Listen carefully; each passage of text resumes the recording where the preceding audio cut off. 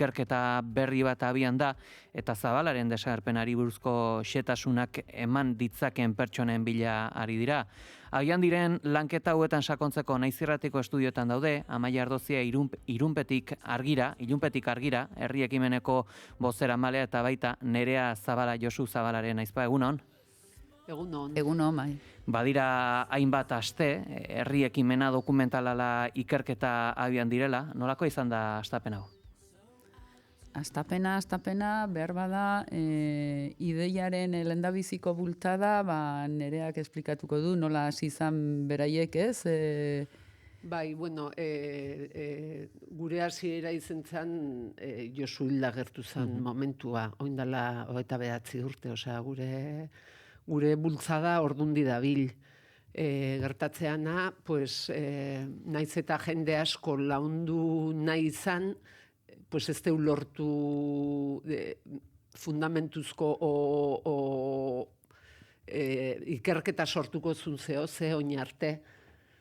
Eta izen zan kasualidade bat, nola beti gauren, beti eongean Josuren kasu argitu nahian, sortu zen ikusi gendula Pako Aristin elkarrizketa bat, nun esatezun gustauko litzaiokela Josuren kasuari buruzko ikerketa bat abian jartzia, eta gu jarri ginen beti laun izen din oiekin, etxarriko herriakin, eta horti sortu zen pixkat ikerketa hau abian jartzeko nahia eta...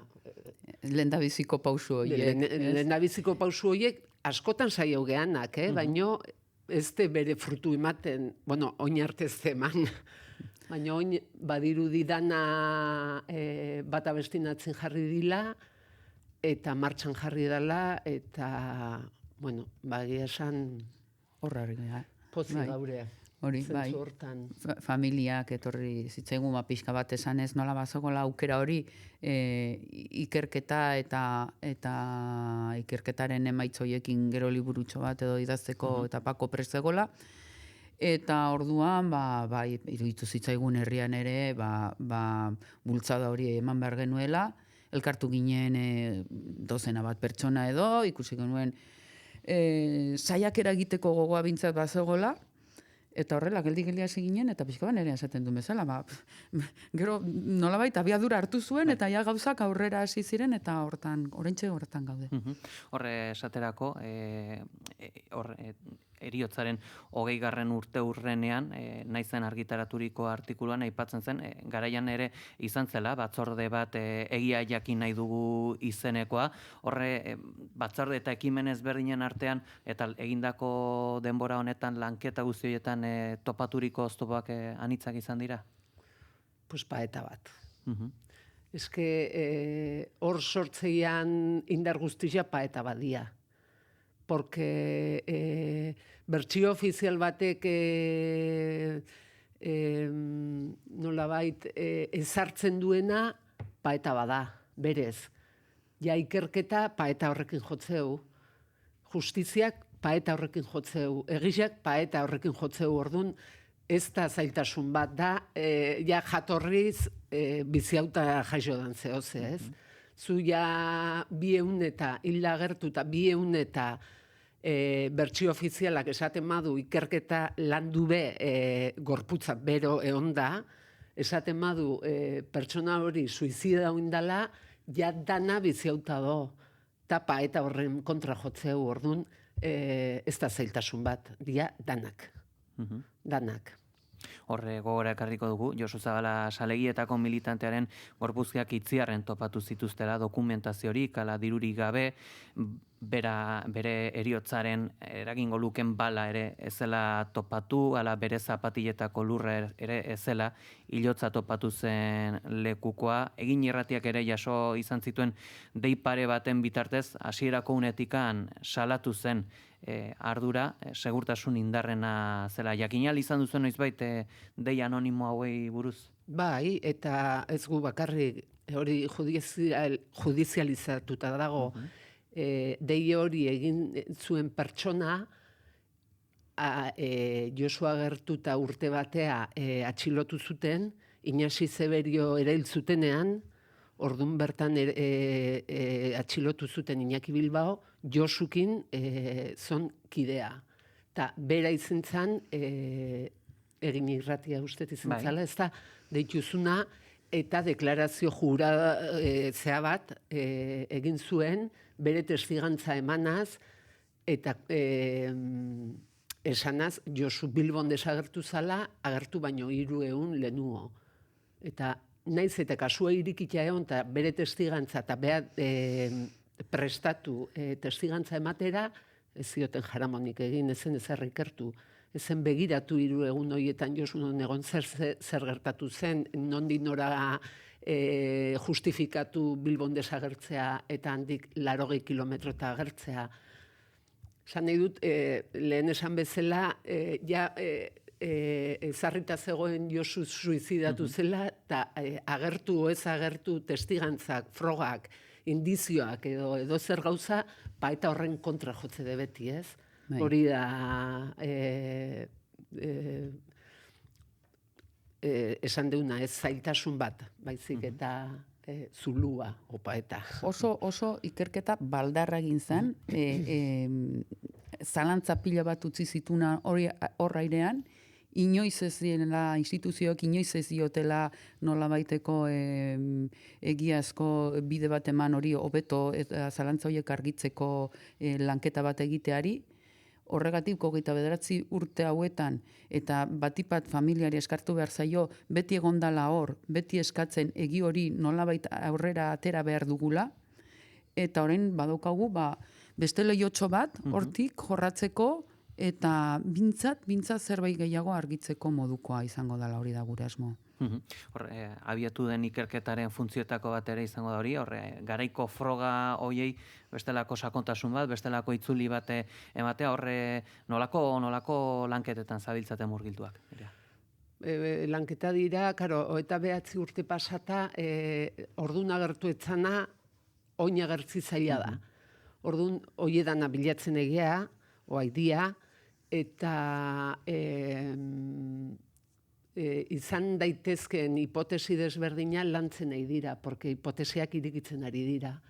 Gu geneukan bakarra zan, Josu martxoak 23an Bilbon desagertu zala, eta martxoak 27an Itziarko puntamendatan agertu zala hilda. Tarte hori, ez du inoiz jakin ze pasazan, ze pasazitekeen, bakarrik Iñaki Bilbaon testigantza hori, txakurrak eraitzutela, ez da, danak testigantza danak hartuta, gu oso argi daukaguna, eta danak adierazteuna da Josu, betiko Josu zala, porque danaia zalantzan jartzezu, ez da. Gaizkizon, agobiautazon,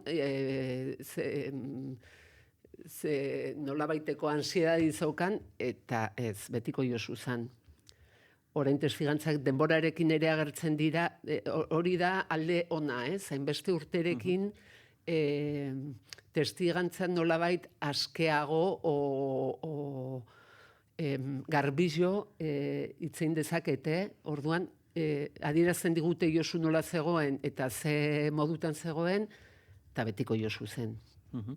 Horre, topaturiko testigantzetatik, jasotako testigantzetatik ezagutu den xetasun berrietako bate bada, Lekeition ikusi zutela?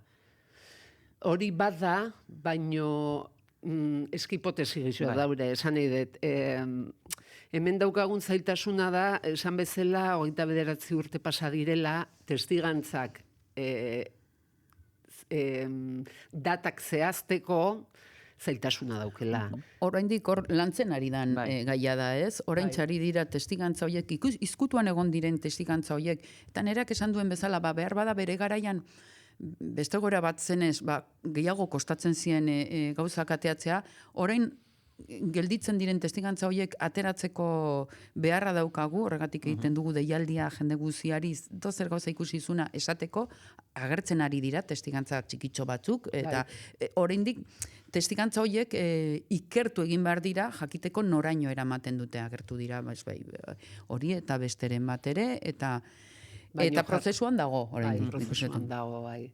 Prozesua nolakoa izaten ari da hor, pentsatzen dut, aurre ikusitako gauza asko berresten direla, galdera berriak zabaldu, hipotesi berriak pixkatarako nabasan. Bai, argi geratzen nahi da bakarra, bai. Eta oso argi geratzen ari da, Josu etzala suizidago. Orduan, bertsio ezarri zan paeta hori, bertsio ofizial hori, igual norbaitek argitu beharko zeatik, esan zuen bere momentuan. Eta zeatik behartu zituen ikerketak, judizialki kasuak eraman duen bidea, zeatik behartu zituen nola. Porque hori bai gelditzen nahi da oso garbi. Horre, bestelako testigantza gako bat edo, prentxan jasoa dagoena ere bada, Itziar inguruko baserritar batena, honek kontatu behizuen, 2 kotxe mendataranzko bidean ikusi zituela. Aukera izan duzu berriro baserritar honekin topo egiteko? Jo, eske hori zentzan neko, eske gu esan bezala nole biligian 29 urteetan atzetik, guti gizon horrekin egon izen ginean, amakin. Gu egon ginean Josu agertuta 2 urte eta hola gutxi gora bera, han agertu zan inguruan kartela jartzen, pues jendiai nolabait eskatzen behaiek zehoz ikusi zen, baserritarrak eta bar. Eta junginean kafe bat hartzea Itziarrea, taberna batea, tango gizonak esan zion ikusitakoa. Beak taberna izena izala, 11-12, geldiuzan ilargi beti aibeira, porque kriston ilargi beti zon, eta nun ikusi zituen 3 kotxe puntamenda taldea, baina hor kruze batzu daure, eta kotxe hori juntzin puntamenda eta beharrian beste bide batetik hartu zen lehenengo. Gero intzen berrizatzea eta ia puntamenda eta juntzian. Zein izen zan bere behai atentzio txeintzizioan izen zan 3 kotxe jutia ordu horietan, porque kotxik ibilit ezin, baina banan, ez 3 batea.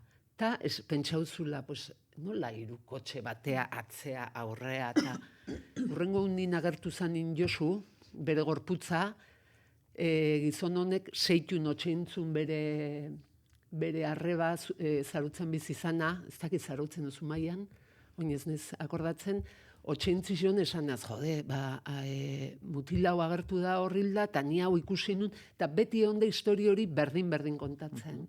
Baina gurire kontau zion, bai, tokau zitzakon. Oinilda do, gizona. Baina bere testigantza jasota do bere hiloban partetik, porque beti kontatzen omentzun berdina. Transmititu izan du berak. Bai, egia da hori, testigantza daurela, pues gizon honena bezala, historizian beti kontau izen duna, eta zehatz kontatzezuna, eta beste testigantza daure, hau ez dakit, estudia egin berko litzak, ez dakit zen zehatizia, baino isilik ondina. Oso kuriosu da. Eta geho denbora agertu dina, baino, karo, zure burun badaukazu bakarrik, ez ez zu partekatzen, hori ja galdu bezala, orduan, ja, pues zalantza dituzu, etzaure seguru, orduan, gu eskatze deu aldan neurrizean o jendik ezpadu bere identidadi eman nahire ulergarria da, baino behintzat anonimotasunin bakarrik, baino eske jendik ikusin bertzun. Agertu india ikusi zenak eta gehiago ikusin bertzen, orduan, bai, luzatze deu, pues hori, testigantzak mesedez animatzia. Hori da, momentu enten guretza garrantzitsuena, ekimen honen lanketa hori da, lortzea garaiaitako zerikusi txikiren bat edo gauza erraroren bat nabaritu zuen jendeari, testigantza hori gure helaraztea, gu badaukagu helbide elektroniko bat, badaukagu ere telefono bat, gurekin harremanetan jartzeko, bai egiten dugu deialdia, adibidez, Josu desagertu zen eguna, martxoaren 23a Bilbon korrikaren amaiera festa zala, milaka eta milaka euskaldun zeuden, egun hartanan, han bertan, edo zer gauza, edo susmo hartu zutena, gurekin harremanetan jartzea. Urrengo 3 egunetan, 1987ko martxoaren egun haietan, Josu desagertu dagoen zen egun hoietan, edo zein zentzua raro, zerbait gogoan duenari ere harremanetan jartzea. Gero ikusiko dugu noraino ematen duten, behar bada, egon daitezke pista asko, ezerezean geldituko direnak, baina bada denak nahi ditugu ikusi eta baloratu. Eta batipat, hori, bai Bilboko desagerpena egunean, bai desagertua egon zan 3 egun hoietan, eta Itziar inguruan, Deba inguruan, gorpua agertu zan gau hartan, edo aurreko arratsaldean edo zein zalantza norbaitik ditu bat zitzaion buruan, ni zerbait ere, iruditu zitzaidan, mesedez gurekin harremanetan jartzeko. Hori da, orain lantzen ari garen jarduera, ez? Pero egia da, lehendabiziko helburua da egia jakitea. Baina hori baino gehiago ere egin nahi du ekimen honek. Ekimen honek nahi du egi hori azalaraztea eta transmititzea ere. Oraingo gazteei, garai haiek bizi izan ez zutenei ere, transmititzea ze gertatu zen eta nola gertatzen ziren gauzak. Horri buruz ere galdetu nahi dizuet. Akaso pertsona asko, desagerpena jaso zenean jaio gabe zeuden, eta orain zuen dinamikari esker, badute Josu Zabalaren berri. Zein izan da, halako egoeran dauden pertsonek eskaini dizueten erreakzioa, eta pixkat ere zuek transmisio lan horien bitartez, zer sustatu nahi zuen? Ni bi gauz nabarmendu nahiko nuke. Lehendabizikoa da, badagola deskonexio bat. Gaurko gazteek ez dute gauzan dirik ezagutzen orain dela 30 urte gertatzen zanarekin hemen Euskal Herrian. Arrotz egiten zaie hau guzia. Eta hasten direnean pixka bat ezagutzen, ze gertatu zen, harritu ere harritzen dira. Orduan bai, beratzen zaigula ere sensazio hori, hemen bigarren lan hori egin beharra dagoela. Hau, argitara atera eta gainaz zabaldu eta transmititu. Gure historia da. Guk ez badugu kontatzen ez du inorezek kontatuko. Egin beharra hori ere badaukagu. Bai, Josuk eta familiak eta herriak egi hori jakinteko eskubia daukadalako. Eta etorkizunean ere jakin dezaten ze gertatzen zen urte haietan. Eta nola gertatzen ziren gauzak eta zergatik dagoen gauden hainbeste familia egi baten bila. Lehen esan bezala, egia ez da bakarrik zer gertatu zen jakitea, da leku bat hildako hiei ematea, ez? Zergatik gertatzen zen hori, ze egoeratan gertatzen zen, ze impunidadearekin gertatzen zen, ze ibilbide eduki dugu urte guzti hauetan, esan bezala ez gu bakarrik, Famili pila bat, igual beste hilketa modu batzuetan, baina azkenian gaude egoera berdinean. Danak dauzkagu paeta hoiek aurrian, eta danak eukideu ibilbidi berdina. Hau da, ez da ibilbidik egon. Ez da justiziarik egon, eta karo, horren atzetik danetik dago errelatoa, histori bat. Dago jakitea hori oso gauza erreza da, oso basikoa dirudi. Eta kontatzen duzunean, zaila da adieraztea, ni nire semei, beraiek ezagutu dute beti Josuren historia, naturaltasunakin, esan nahi dut, handitzen joan diren heinean, baina hala ere oso zaila egiten zaie ulertzea, nola gertatzen ziren gauza, ze beraien buruan ez da sartzen, norbait hiltzen zela, eta hor gelditzen zela bertan bera bezala impunidade osoarekin. Dira oso gautz gogorrak, zailak adierazteko, eta zailago oraindik ere 29 urte pasata, ez da? beti egon gea hau aldarrikatzen, baino egia da, oin emateu, administratiboki ere bai, eman zaio beste esparru bat kontakizunari, oraindik ez ditugu gauza handiri lortu, baino egia da beste espazio bat dagoela, hontaz hitz egiteko, pixka bat garbiago adierazteko gauzak, eta agian lortuko dugu noizbait lasai hitzeitia beldurri gabe, ezta? Baino hortan gaure. Bala izan bedi, aipatu dugu Pako Aristiren ikerketa, baita ere aipatuko genuke Basa Jaun 1997 dokumentala, Aitor Karasatorrek egingo duena. Eskerrik asko, gurera goiz honetan gerturatzeatik, Amaia Erdozia, Ilunpetik Argira, herri ekimeneko bozeramalea eta Nerea Zabala, Josu Zabalaren arreba. Mila esker gurean izateatik. Zuri eskerrik asko.